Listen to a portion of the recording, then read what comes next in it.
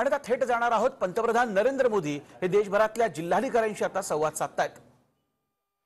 बहुत बेहतर तरीके से समझते हैं और इसलिए जब आपका जिला अगर जीतता है तो मतलब देश जीतता है। जब आपका जिला कोरोना को हराता है तो देश कोरोना को हराता है। और इसलिए जिले का मिजाज, गांव गांव में एक मैसेज कि मेरा गांव मैं कोरोना मुक्त रखूंगा, मेरे गांव में मैं कोरोना को प्रवेश नहीं करने दूंगा, ये गांव के लोग संकल्प लें। और गांव के लोग जिस प्रकार से व्यवस्थाएं करते हैं, मैं तो हैरान था पिछले बार जबकि ये कालखंड था और पता नहीं था कि इस स्थिति में कैसे करना, फिर भी हमने गांव में एग्रीकल्चर सेक्टर के लिए कोई लॉकडाउन नहीं लगाया था। और मजा ये है कि खेतों में गांव के लोग काम करते थे तो खेत में भी सोशल डिस्टेंसिंग के साथ खेती के काम शुरू किए थे। पिछली बार आपको याद होगा। मतलब हमारे गांव कितनी तेजी से संदेश को पकड़ भी लेते हैं और अपनी जरूरत के हिसाब से उसको मॉडिफाई करके पक्का कर लेते हैं।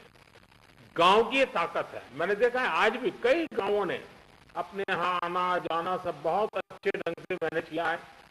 गांव की जरूरत के लिए एक या दो लोग बाहर जाते हैं, चीजें लेकर के आते हैं, गांव में बांट देते हैं।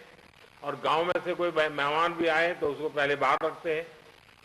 गांव की अपनी एक ताकत होती है, उस ताकत का अपना एक उपयोग होता है। और मैं साथियों कहना चाहूंगा कि कोरोना के खिलाफ इस युद्ध में आप सब लोग एक बहुत महत्वपूर्ण भूमिका में हैं।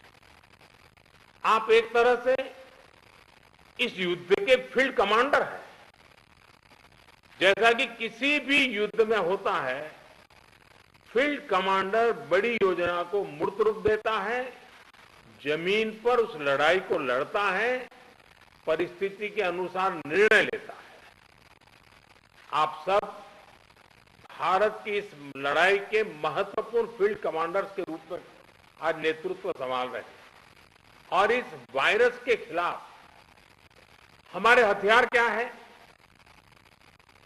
हमारे हथियार हैं local containment zones, aggressive testing और लोगों तक सही और पूरी जानकारी। हॉस्पिटल्स में कितने बेड उपलब्ध हैं, कहां उपलब्ध हैं, ये जानकारी आसानी से उपलब्ध होने पर लोगों की सहूलियत बढ़ती है। इसी तरह काला बाजारी पर लगाम हो, ऐसे लोगों पर सख्त कार्रवाई हो, या फ्रंटलाइन वर्कर्स का मोरल हाई रखकर उन्हें मोबिलाइज करना हो। एक फील्ड कमांडर के रूप में आपके प्रयास पूरे जिले को मजबूती देते हैं। फ्रंटलाइन वर्कर्स को आपके कंडक्ट और एक्शन से हमेशा प्रेरणा मिलती है, उनका भरोसा और बढ़ता है।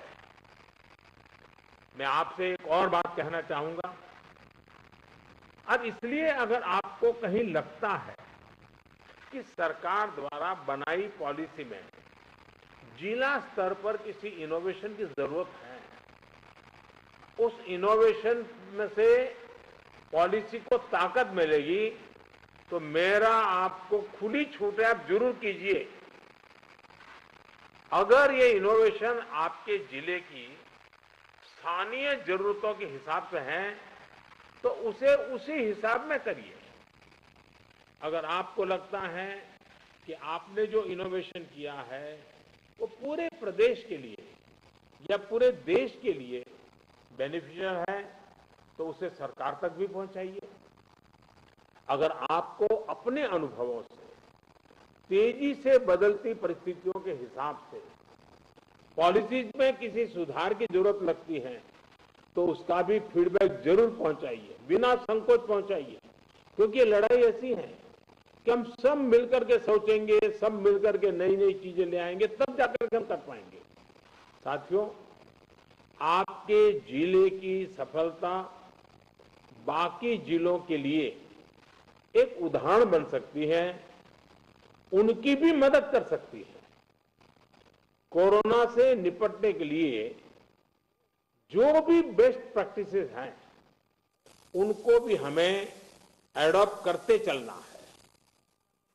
आपके बहुत से साथी ऐसे जिलों में होंगे जहां कोरोना संक्रमण पीक पर पहुंचने के बाद अब कम हो रहा है। उनके अनुभवों से सीखकर आप अपने जिलों में अपनी रणनीति को और मजबूत करते रहेंगे तो कोरोना के खिलाफ लड़ाई और आसान होगी।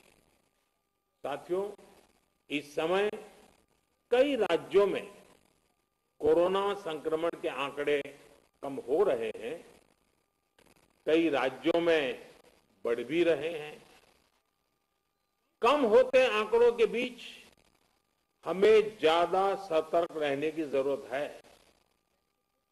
बीते एक साल में करीब करीब हर मीटिंग में मेरा यही आग्रह रहा है कि हमारी लड़ाई एक जीवन बचाने की है, एक एक जीवन बचाने की है।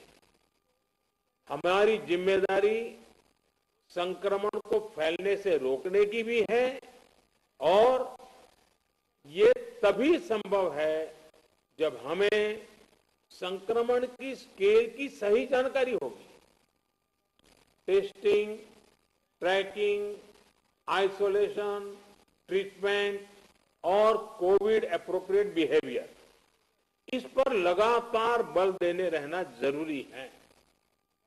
कोरोना की इस दूसरी वेव में अभी ग्रामीण और दुर्गम क्षेत्रों में हमें बहुत ध्यान देना है। इसमें फील्ड में बिताया हुआ आप सभी का अनुभव और आपकी कुशलता ये बहुत काम आने वाली है। हमें गांव-गांव में जागरूकता भी बढ़ानी है और उन्हें कोविड के इलाज की सुविधाओं से भी जोड़ना है। बढ़ते हुए केसों के और संसाधनों की सीमाओं के बीच लोगों की अपेक्षाओं को उचित समाधान देना हमारी सबसे बड़ी प्राथमिकता है। सारी चुनौतियों के बीच समाज के सबसे निचले छोर पर खड़े व्यक्ति का चेहरा ध्यान में रखते हुए हमें काम करना है। उसका कष्ट दूर हो, उसको मदद मिले,